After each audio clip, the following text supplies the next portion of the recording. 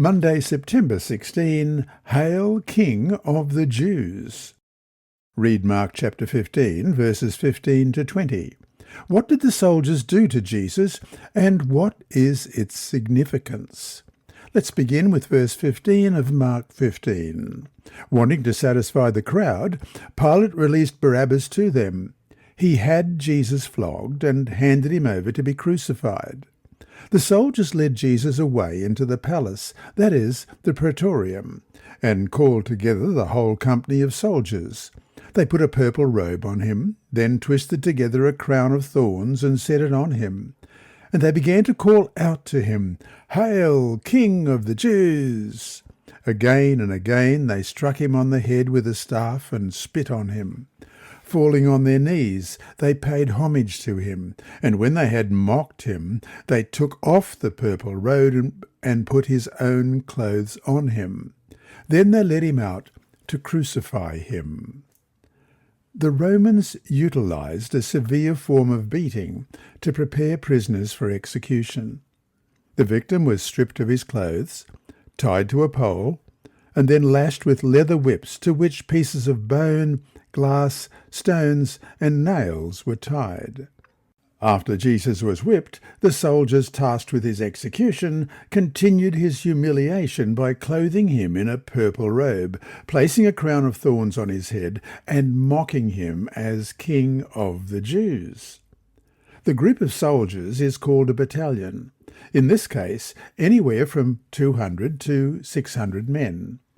The irony in the scene is evident to the reader because Jesus really is the king, and the mocking words of the soldiers proclaim this truth. The action of the soldiers was a parody of how soldiers hailed the Roman emperor with the words, "Hail, Caesar, Emperor."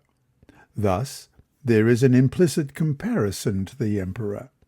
The actions of the soldiers in mocking Jesus are striking his head with a reed, spitting on him, and kneeling down in mock homage. All three of these actions are expressed in Greek with the imperfect tense.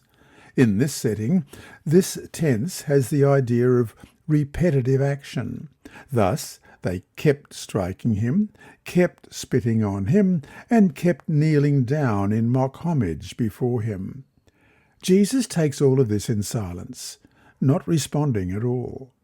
The typical pattern of Roman execution by crucifixion involved having the convicted person carry the cross naked to the place of execution. This pattern again was to humiliate and shame the person completely before the community. But the Jews abhorred public nakedness. Mark 15:20 notes that they removed the purple cloak and put his own clothes back on him. Thus, this appears to be a concession that the Romans made to the Jews at that time and place. Think about all the irony here. Their bowing and paying homage to Jesus as king was all in mockery, even though Jesus really was the king, not just of the Jews, but of the Romans as well. And so to finish the day, these men had no idea what they were doing. Why, though, will their ignorance not excuse them on the judgment day? This lesson was read by Dr. Percy Harrold for Christian Services for the Blind. Sponsored by the Sabbath School Department and distributed through Hope Channel Australia, this podcast is also redistributed by Hope Channel Germany, Christian Record Services for the Blind. It is also available on SoundCloud and through multiple podcast distributors, including Apple iTunes. And you can listen and watch at the same time on YouTube. Remember, God is always faithful.